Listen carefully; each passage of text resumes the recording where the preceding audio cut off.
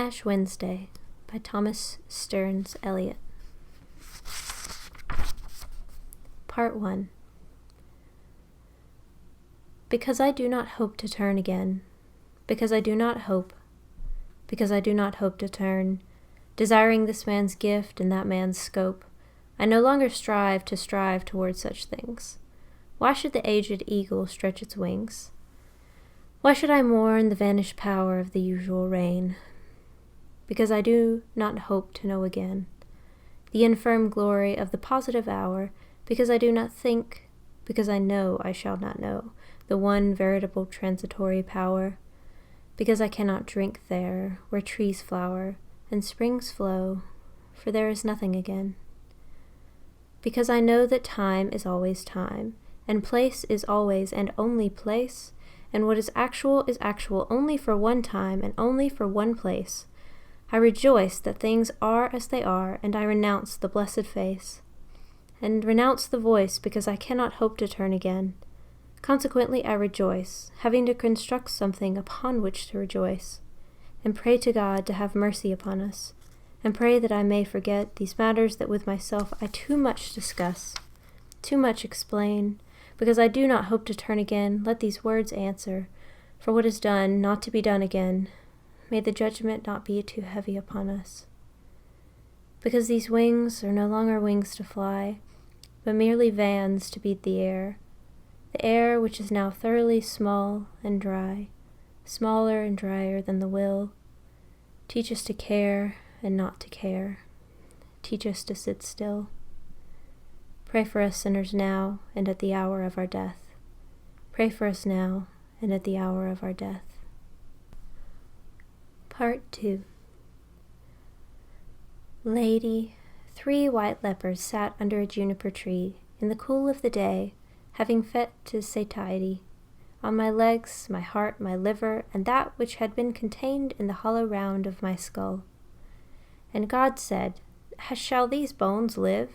Shall these bones live? And that which had been contained in the bones, which were already dry, said, chirping, Because of the goodness of this lady, and because of her loveliness, and because she honors the Virgin in meditation, we shine with brightness. And I, who am here dissembled, proffer my deeds to oblivion, and my love to the posterity of the desert and the fruit of the gourd. It is this which recovers my guts, the strings of my eyes, and the indigestible portions which the leopards reject. The lady is withdrawn in a white gown to contemplation in a white gown. Let the whiteness of bones atone to forgetfulness. There is no life in them. As I am forgotten and would be forgotten, so I would forget, thus devoted, concentrated in purpose. And God said, Prophesy to the wind only, for only the wind will listen.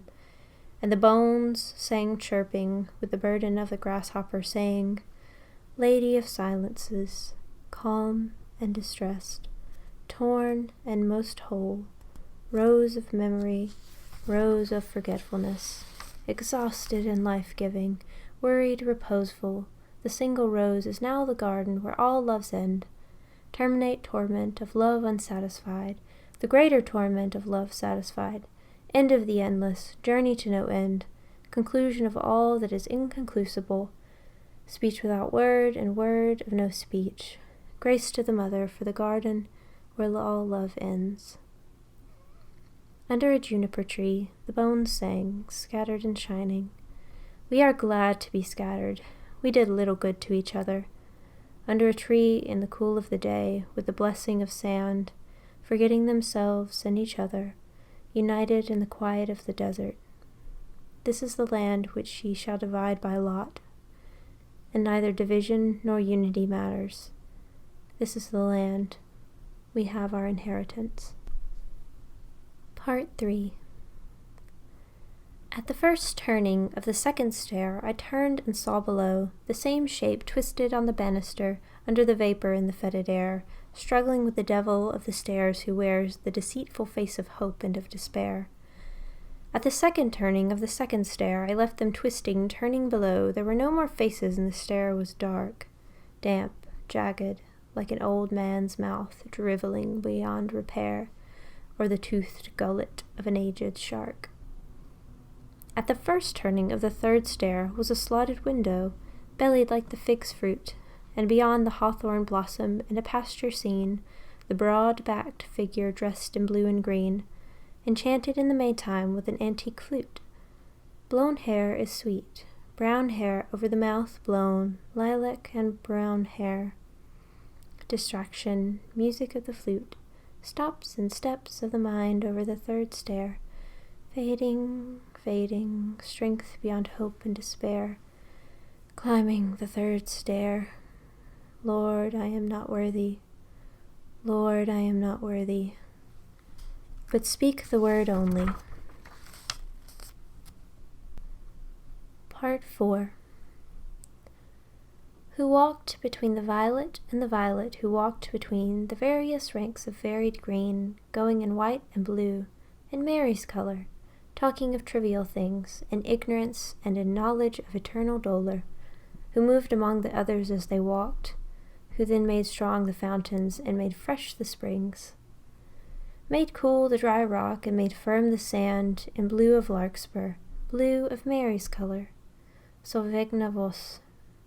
Here are the years that walk between, bearing away the fiddles and the flutes, restoring one who moves in the time between sleep and waking, wearing white light folded, sheathed about her, folded, the New Year's walk restoring, through a bright cloud of tears, the years restoring with a new verse the ancient rhyme. Redeem the time, redeem the unread vision with the higher dream, while jeweled unicorns draw by the gilded hearse. The silent sister veiled in white and blue, between the yews, behind the garden god, whose flute is breathless, bent her head and sighed, but spoke no word. But the fountain sprang up, and the birds sang down, redeem the time, redeem the dream, the token of the word unheard, unspoken, till the wind shake 1,000 whispers from the yew, and after this, our exile. Part 5. If the lost word is lost, if the spent word is spent, if the unheard, unspoken word is unspoken, unheard, still is the unspoken word, the word unheard, the word without a word, the word within the world and for the world, and the light shone in the darkness, and against the word, the unstilled world, still world, about the center of the silent word. O my people, what have I done unto thee? Where shall the word be found? Where will the word resound? Not here. There is not enough silence, not on the sea or on the islands, not on the mainland, in the desert or the rainland. For those who walk in darkness, both in the daytime and in the nighttime, the right time and the right place are not here. No place of grace for those who avoid the face, no time to rejoice for those who walk among noise and deny the voice.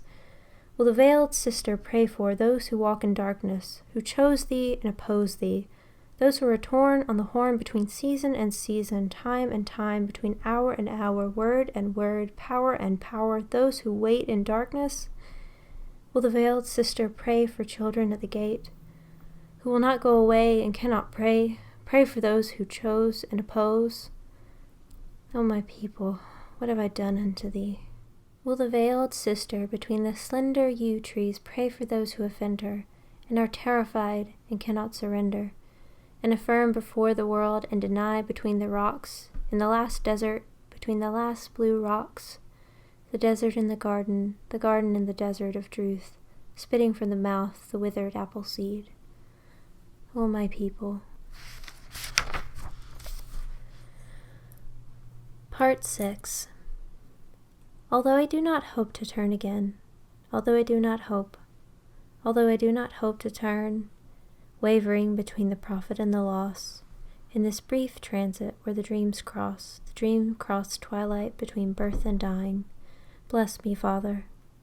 Though I do not wish to wish these things, from the wide window towards the granite shore, the white sails still fly seaward, seaward flying, unbroken wings, and the lost heart stiffens and rejoices in the lost lilac and the lost sea voices, and the weak spirit quickens to rebel, for the bent goldenrod and the lost sea smell quickens to recover. The cry of quail and the whirling power and the blind eye creates the empty forms between the ivory gates, and smell renews the salt savor of the sandy earth.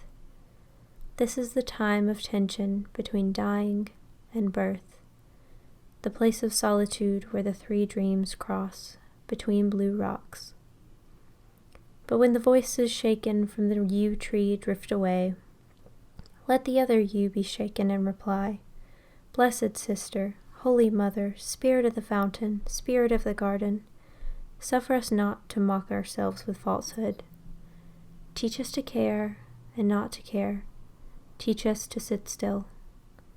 Even among these rocks are peace in His will. And even among these rocks, Sister, Mother, and Spirit of the river, Spirit of the sea, suffer me not to be separated, and let my cry come unto Thee.